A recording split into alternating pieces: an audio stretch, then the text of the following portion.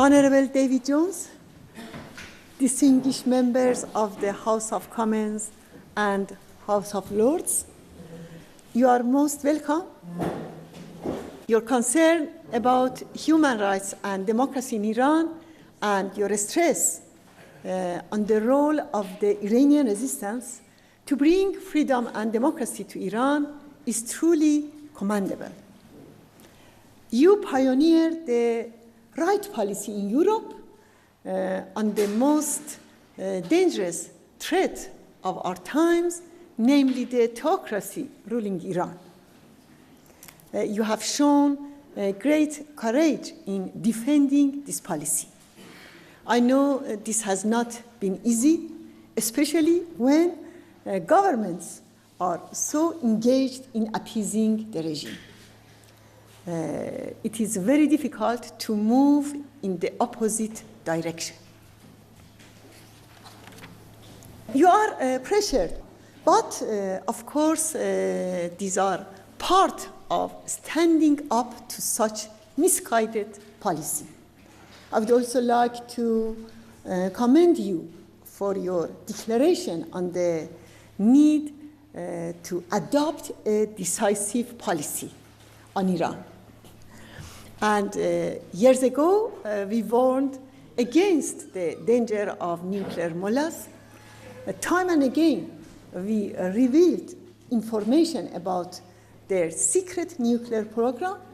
Western governments, however, did not deem it in their interest to heed our warnings until the mullahs moved so close to obtaining the bomb. Although the deal has granted unnecessary concessions to the mullahs, the danger has been delayed for a number of years.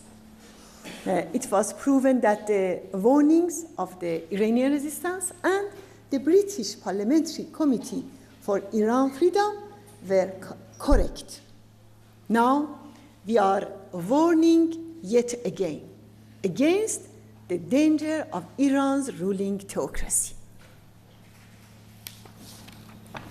But how does this threat function? At home, in the form of flagrant violations of human rights. In the region, it works against stability by warmongering, terrorism, and genocide in Syria, Iraq, Yemen, and Lebanon. Iraq was the first station for the mullahs regime in its ambition to build a world Islamic caliphate. If this religious fascism were not in power in Iran, we would not have a shattered Iraq today with all its painful tragedies. Likewise, in Syria, there would not have been this violent war and genocide, and Yemen would not have turned into a killing field by the regime's agents. In fact, the Iranian regime has an inspiring role, feeding and giving credit to extremist groups. It makes no difference if they are Sunni or Shiite. They are either agents of the Iranian regime or its natural and practical allies. The fact is that so long as the mullahs are in power, terrorism under the name of Islam will continue to owe its existence to the regime. Some apologists claim that after the nuclear agreement, the Iranian regime would move towards moderation.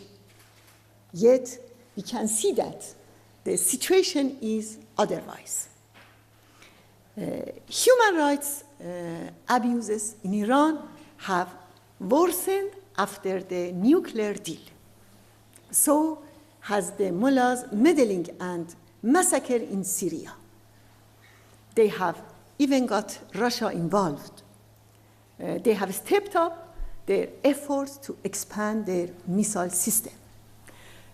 And Camp Liberty was the target of a deadly rocket attack and massacre. In the Mullah's so-called parliamentary elections, Khamenei vetted out most of the candidates from Rouhani's faction, despite their declared loyalty to the absolute rule of Velayat al-Faqih, because he cannot tolerate any rivals within the regime. This is the meaning of moderation under religious fascism. Some in the West claim that doing business with Rouhani will lead to the regime's moderation. In reality, Rouhani is not basically different from Khamenei, as he has been involved in all the regime's crimes over the past 37 years. Even if he were any different, he does not have much authority in the regime.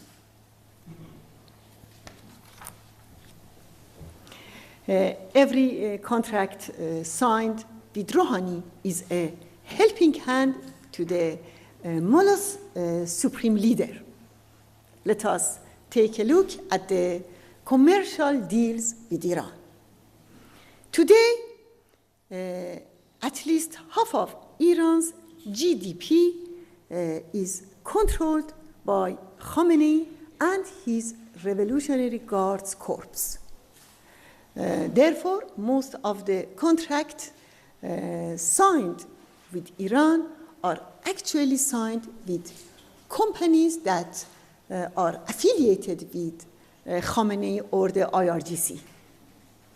As a result, when a British company makes a deal with Iran, the revenues go into the pockets of the Revolutionary Guard Corps, and the IRGC spends this money on terrorism and war in Syria, and ultimately threatens the very security of Europe.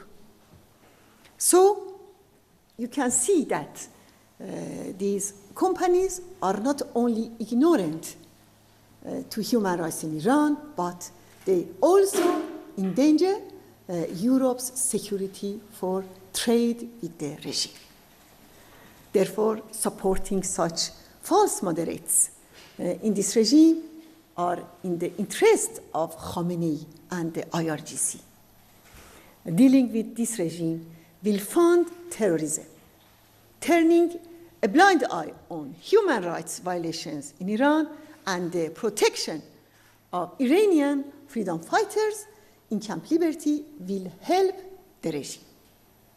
The correct policy on Iran for the international community is to recognize the Iranian people's resistance for regime change, because the Iranian nation is the only force capable of diffusing this danger and bringing democracy, stability, and peace to Iran and the Middle East. The Iranian people and resistance and the international community share common interests in adopting the right policy, defending Camp Liberty's security, where part of members of the main Iranian opposition reside, is a significant element of the right policy, an effort that you have always pioneered. I must repeat that your conviction and efforts, as well as those of other parliamentary committees in Europe and the United States, have had serious impact on Camp Liberty's protection. However, Liberty remains vulnerable and exposed to danger, a situation that demands even greater efforts. The Iranian people will never forget your support and your friendship during these days, and it will be recorded in Iran's history. Thank you very much.